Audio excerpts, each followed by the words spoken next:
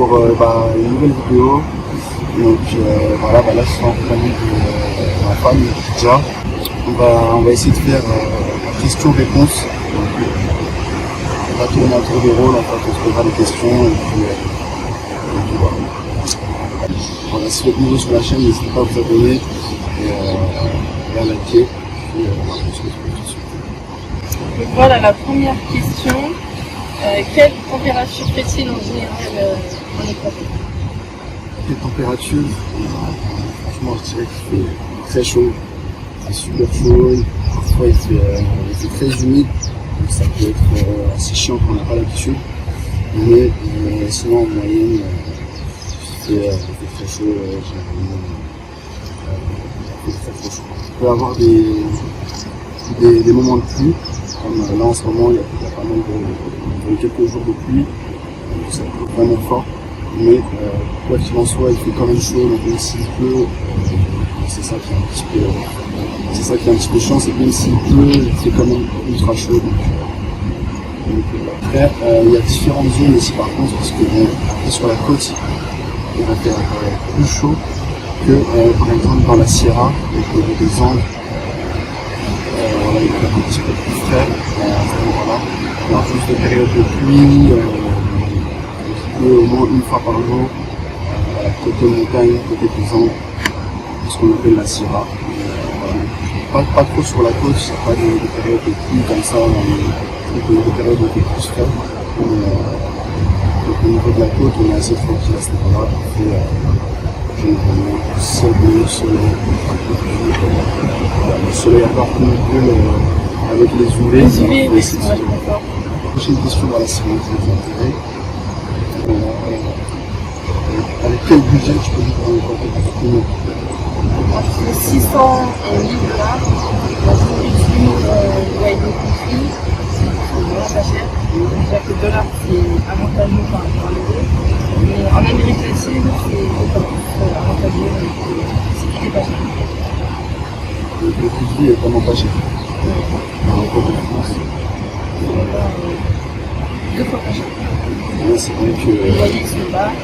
Les loyers sont très bas, vous pouvez trouver des super beaux logements. Des maisons pour 350 $. Voilà, même des maisons avec 4 chambres en location pour 350, 450 $. Il y a vraiment le choix, sûrement en appartement. Il y a vraiment le choix avec tous les goûts, tous les standings. Si vous voulez un peu plus standing occidental, si avec tous les prix, donc vraiment, vous avez retraité, si vous avez des rentrées d'argent, si vous avez un plan en location, etc. Vous avez tout simplement le business, mais pas ici le coût de vie, tout simplement pour vivre sans problème, 800 $, 600 $, trouver un appartement près de la côte, en location, une maison. Si vous voulez venir en vacances, les hôtels c'est super pas cher aussi, vous avez aussi tous les prix, mais généralement c'est pas cher. Prochaine question. Le prix des soins en Équateur. Le prix des soins, une fois qu'elle est gentille, franchement je conseille d'avoir une assurance, c'est pas cher l'assurance de toute façon. Après c'est juste pour avoir l'assurance aussi, par contre pour avoir la carte d'identité, etc. ce qu'on fait. Mais c'est pas pour faire l'assurance. Mais sinon au niveau des coûts, franchement avec le dentiste, voilà, on a payé 20 $. Quelque chose qui va coûter 70 €. En France, c'est pas un petit peu plus. Du coup, à savoir aussi, nous on est sur la côte, donc on va plus parler forcément du sujet sur la côte. Voilà, sûrement quand on ira aussi dans les autres secteurs, comme sur l'Amazonie ou sur plutôt dans les Andes directement, on fera une vidéo sur place, je pense que ce sera mieux. Typique en Équateur. Typique. C'est vraiment sur la côte. Principalement sur la côte, voilà, ça va être plus tout ce qui est ceviche, donc c'est les fruits sous, avec des fruits de mer, du poisson, il y a plein de ceviches différents, des crevettes, différents types de poissons, des ceviches mixtes. Donc ça va être vraiment le plat typique sur la côte. Côté des Andes, il y a un plat qui est typique, parce que vous avez entendu, c'est le couille, c'est du cochon d'Inde en fait. Ils le font griller, ils le font rôtir. Donc voilà. Après nous, ça va être plus les cebollados, et dans les soupes avec du poisson, des patacones, baleine pantin,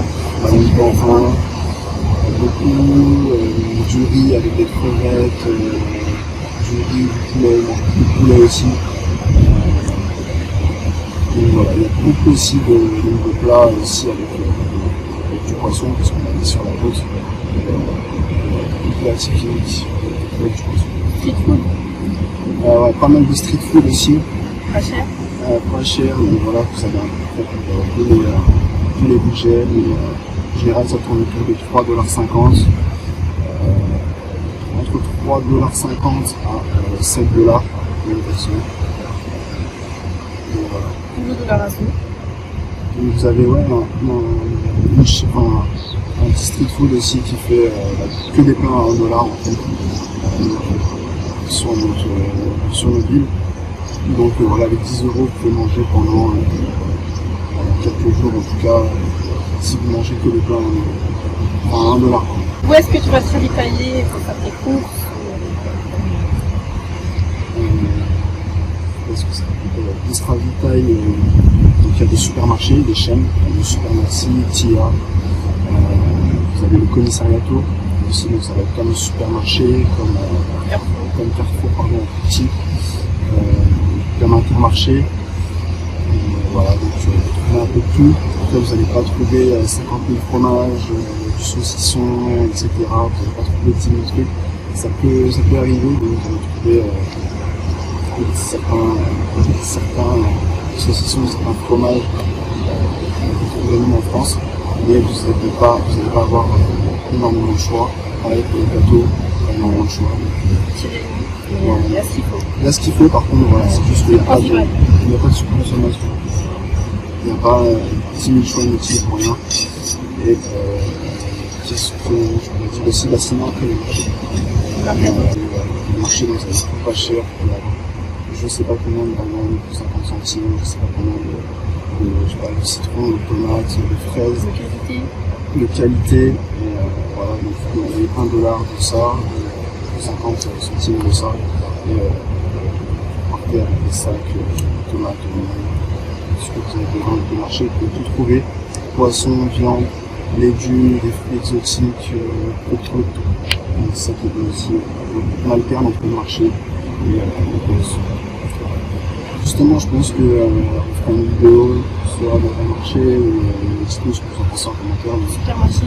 Soit dans un supermarché ou dans un marché. Donc, on verra ça sur une prochaine vidéo. Donc voilà, c'est à mon tour. Du coup, pour les choses impensables, quelles sont les choses impensables qu'il y a ici, qu'en France, je n'ai pas du tout? Les chiens. Je dirais en premier, les chiens. Ça, comme je vous disais, l'histoire du chien, je sais pas si vous avez vu ma première vidéo. Je raconte une petite histoire qui m'est arrivée avec les chiens ici en Équateur. Vous pouvez aller faire un tour si vous l'avez vu. Les chiens, pourquoi les chiens? Parce qu'ils sont tous devant le portail. Donc, je ne sais pas s'ils ont des maladies, je ne sais pas s'ils sont dangereux. Il y en a pas mal errants aussi. On pense à en France de se récupérer dans une espèce. Ici, il n'y en a pas. Ça n'existe pas. Les chiens, il faut voir. Il y a des chiens qui peuvent avoir un tête au casque pour certains, donc attention. Nous, en plus, il faut savoir qu'il n'y a pas des gens qui avaient peur des chiens de base. On aime les chiens, on n'a pas de problème avec les animaux. Et en fait, c'est ici vraiment que la peur a commencé à se faire à partir du moment où tu fais attaquer. Tu fais attaquer en fait. Donc de base, on n'a aucun problème avec les chiens. Par exemple, les bus. Les taxis, le transport. Ouais, voilà, les taxis, par exemple, ils slalom. En France, on n'a pas trouvé ça, ils slalom ici, le code de la route. Ah oui, c'est voilà, vous faites une petite prière avant de prendre le taxi. Parce que voilà, ça tourne par la droite, et vous vraiment vite. Ça roule vite, c'est du n'importe quoi. Donc, faire, on prend l'habitude assez rapidement. Pas tous les taxis, mais la plupart. Et par contre, ce qui est bien, c'est que vous pouvez les appeler, même s'ils vous voient au loin, Vous pouvez l'appeler juste en levant la main et il va venir, même si le taxi est à 100 mètres. Et il y a le taxi vraiment continu toute la journée. Donc voilà, c'est pas cher. Vous pouvez faire une distance de 30 minutes. Vous allez payer $5. Donc c'est vraiment pas cher. Et le bus aussi accessible. Pareil aussi, levez la main. Le bus vous voit à 100 mètres. Ça, vous n'avez pas fait ça en France. Le bus va s'arrêter, voir, il va klaxonner, voir si, même s'il vous voit marcher, il va klaxonner pour voir si vous n'avez pas besoin qu'il s'arrête. Pareil, les bus peuvent vous arrêter. Où vous avez envie, vous pouvez demander de s'arrêter. Donc c'est pas comme en France. Par contre, les bus aussi pareil ici. Le code de la route, ils vont assez vite. Donc, je pense qu'ils découvrent Fast and Furious. Mais voilà. Mais un bon point, c'est qu'il n'y a pas d'accident. Voilà, par contre, il n'y a pas d'accident, on n'a pas vu d'accident. Donc ça, c'est un bon point. En vrai, après, je me suis habituée, tu vois, je prenais des itinéraires différents, mais c'était vraiment pas Et ici, est-ce qu'il y a un hiver? Nous, on arrive en hiver. C'est ça, donc on n'a pas. Les températures restent assez. Stagnantes. Peut-être un peu de pluie, peut-être des mois où il pleut un peu plus. C'est tout ce qu'on a ressenti pour l'instant.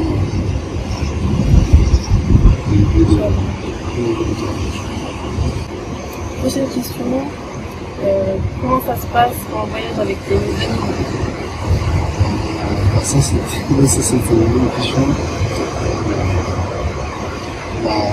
Assurez-vous de faire le passeport pour les animaux. Voilà, les vaccins nécessaires pour ces les documents qui sont besoin en fait. Donc nous après on a voyagé, on a un chat et une oiseau. Donc pour le chat il n'y a pas besoin pour l'oiseau il n'y a pas besoin de grand chose en fait. Et oui, donc voilà, il n'y a pas besoin de vaccin ou quoi que ce soit, ce type d'animaux. Et pour le chat, voilà, il faut le passeport, faire un vaccin, et puis la plus, il faut tout ça au vétérinaire. Pas de soucis. Donc voilà, essayer de prendre si vous voyagez avec des animaux, essayer de prendre des choses pour calmer au mieux leur stress un peu pendant le voyage. Et soit dans de bonnes conditions. pour cacher, c'est pas comme les sprays. Voilà, on a des sprays. Voilà, c'est pas la fleur de vache, si vous voulez se voyager avec le chat, le chien peut-être. Le chien. Si, si. Voilà. Et du coup, concernant toujours les animaux, quand on arrive vers l'équateur, est-ce que la nourriture, le chat, le chien, Ouais. tu trouves ça possible? Ici, je trouve pas trop de. Enfin, on avait l'appréhension en fait, parce qu'on avait trouvé des pâtés, des nourritures de réseau, etc. Mais finalement, il y en a, c'est juste qu'il y en a peut-être en plus petite quantité et un petit peu plus cher qu'en France, je dirais. Mais sinon, vous pouvez trouver des pâtés, des croquettes, sur le chat, le chien, du tiers, vous pouvez trouver de tout. Vous pouvez trouver des jouets, etc. Donc, il y a un peu plus justement, comme je vous disais, dans les soupes ici, les salades. Pour la prochaine question, au niveau de est-ce que les gens sont amicaux, est-ce qu'ils sont sympas, est-ce que Les équatoriens sont gentils. Ouais, franchement, c'est facile de se faire des amis. Les gens ils sont amicaux, serviables. On a bien été reçus partout où on a été. On arrive en Équateur agréablement surpris. ils sont vraiment sympas et il n'y a aucun souci avec se faire des amis ici en fait. Vous pouvez aller bouffer au restaurant avec quelqu'un que vous avez rencontré la journée sans souci.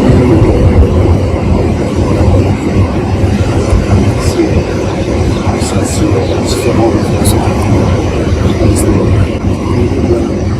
la faune et la flore. La société est diversifiée, il y a des oiseaux, des perroquets, des colibris, ça il y en a pas mal aussi. Le scorpion, on a déjà vu. Scorpion, justement hier j'ai sur un scorpion en fait. J'ai sur son bras. Effectivement, ils sont petits, C'est dangereux. voilà, ils sont très dangereux. Les lézards, Les lézards, ça, il y en a. iguales, Les cigognes, il y a encore des lézards parfois. les singes, les caravanes, Et voilà, il y a aussi les singes, c'est prévu. Ensuite, il y a des spots où vous pouvez admirer les baleines, les bons de mer, la chocolaterie. les chocolatera, de la tortue. Donc, voilà, c'est à la Chocolateria. C'est sur la côte près de Santa Elena. C'est assez diversifié. C'est assez diversifié, c'est assez préservé en fait, c'est des lieux préservés. Il y a pas mal de lieux préservés aussi en Équateur. Sur un endroit. Ce qui est fruits de braconnage, les bonnes tomates, ça n'a pas le même goût en France.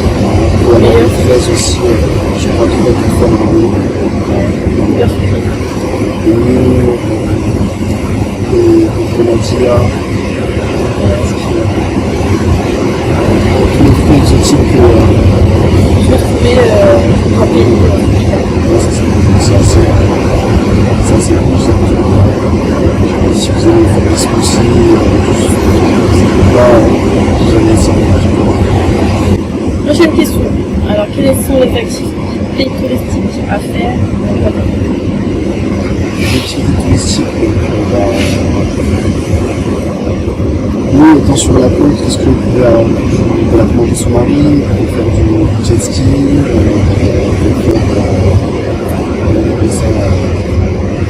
vous êtes tiré sur un bateau et vous êtes dans les airs en fait. Skydiving je crois, je sais pas. Et les bateaux? Voilà, on a des bateaux, vous avez plein d'activités en mer.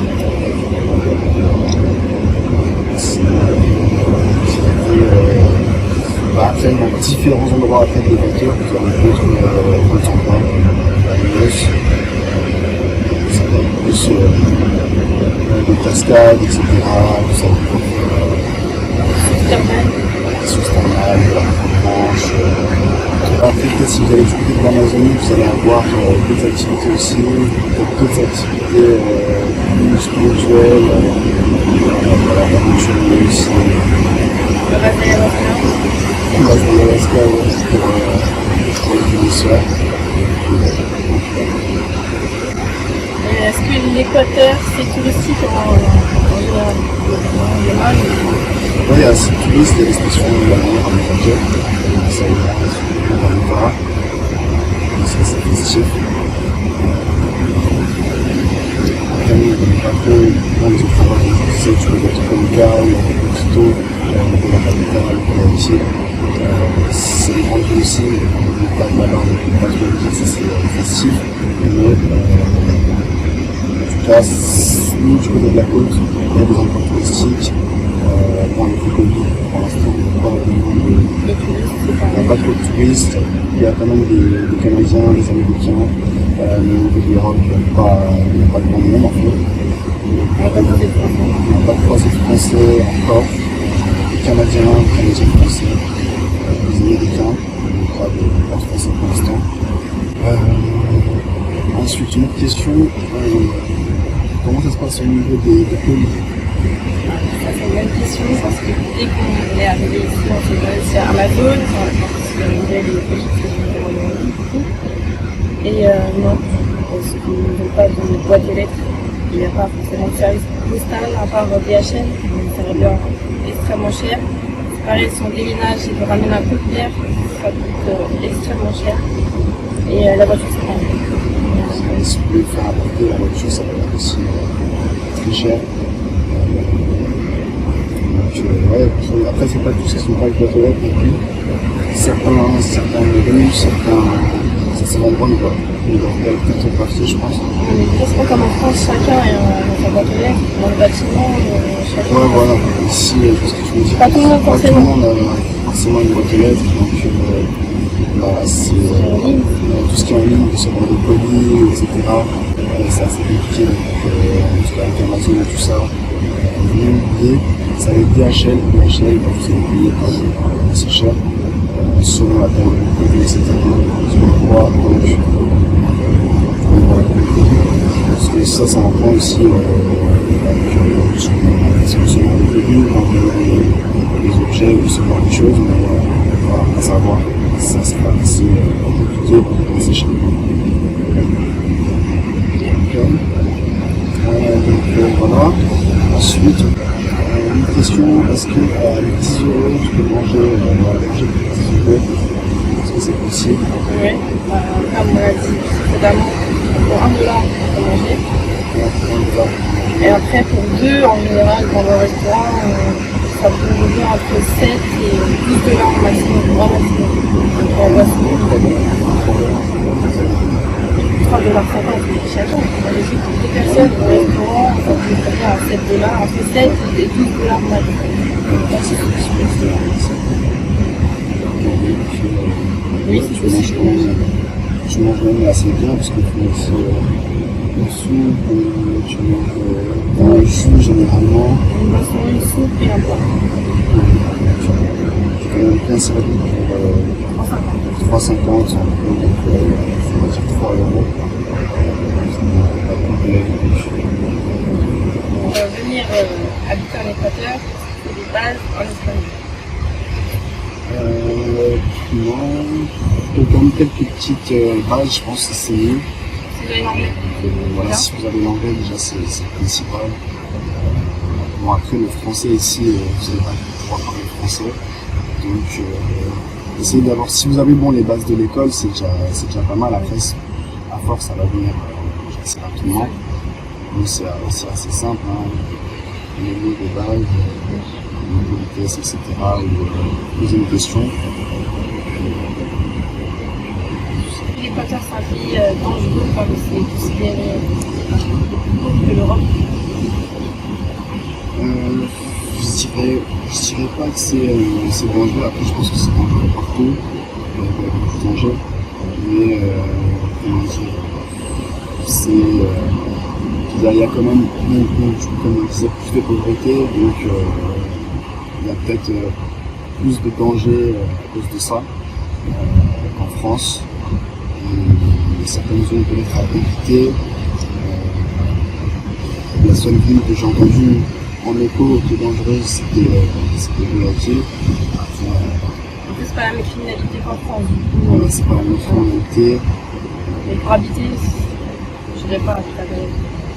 Voilà, pour habiter, je déconseillerais peut-être en tant que personne qui vient en Équateur, je déconseillerais peut-être Guayaquil. La deuxième, même dans la plus grande ville d'Équateur, c'est que la ville de Quito, la capitale, c'est Guayaquil. Il y a beaucoup de pauvreté concentrée, c'est pour ça qu'il y a des criminalités élevées. Voilà, après, je dirais pas que c'est un pays dangereux. Donc voilà, prochaine question. Donc l'eau potable.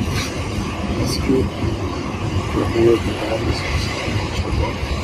J'ai retrouvé pas potable. On a tous fait pareil. Acheter de l'eau au supermarché. Non, on n'est pas potable. Après, peut-être dans les grandes villes, vous avez entendu à certains endroits, il y avait de l'eau potable.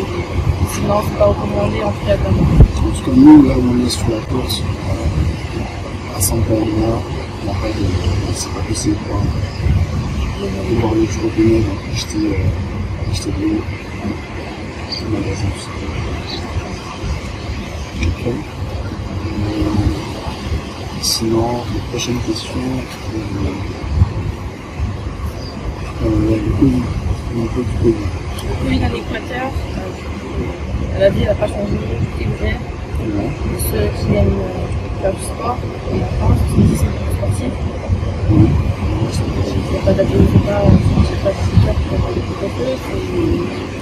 Tu veux sortir quand tu veux, il n'y a pas d'abus. En gros, le Covid, ça n'a pas trop impacté l'Équateur. Il y a quelques magasins fermés, mais la plupart, c'est ouvert. C'est encore un peu en tout cas là où on est. il y a moins de touristes, etc. C'est là que je ressens l'impact.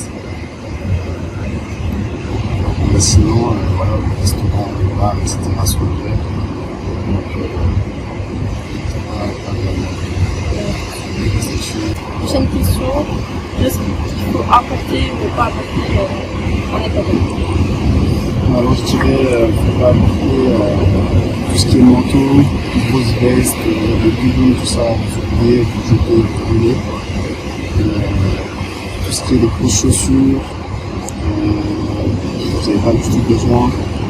Apporter des shorts, Voilà, apporter des shorts, des casquettes, des casquettes, chapeaux si vous voulez, tout pour protéger du soleil, tout ce qui est crème solaire, anti-moustique, c'est ça qu'on a besoin.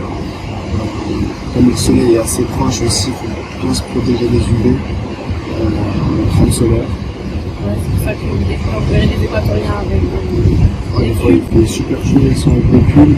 Mais voilà, c'est tout simplement pour se protéger des rayons du soleil, parce que sinon ça va brûler carrément la peau. Mais sinon, après, qu'est-ce que apporter aussi des fiches, enfin, des prises pour la peinture, ouais, des chargeurs. Parce que ici, vous n'allez pas trouver des adaptateurs forcément pour les prises européennes. américains. Voilà, c'est des prises américaines. Donc voilà, pensez à prendre ça au début parce que faut être, avant de partir, parce que vous pouvez être embêté après une fois arrivé ici. Voilà, tout ce que vous pouvez vous débarrasser, rendre avant, je dirais que c'est mieux quoi, en fait. Voilà, vous ne prenez pas la tête, il faut ramener ce que vous avez besoin, mais voilà, il n'y a pas besoin de en fait. Tout simplement ramener les choses essentielles et nécessaires. Donc, est-ce qu'il y a autre chose à pensable d'avion Équateur dans la France? Ça, les klaxons, je peux faire un peu bizarre au début, mais ça fait vite. Les klaxons, un peu pour tout et n'importe quoi, donc vous avez entendu des fois klaxonner pour tout bouchon en fait, sur les taxis. Quand il dépasse, Quand ils dépassent, ils klaxonnent, quand ils s'arrêtent, ils klaxonnent, quand la personne, ils klaxonnent. Voilà, ils klaxonnent tout le temps. ouais, c'est étonnant. Je crois que c'est typique à l'Amérique latine, comme Dernière question, les bus hospitaliers à l'Équateur. les Espagnols, on a le Brésil, il y a le Pérou, il y a la Colombie aussi, proche.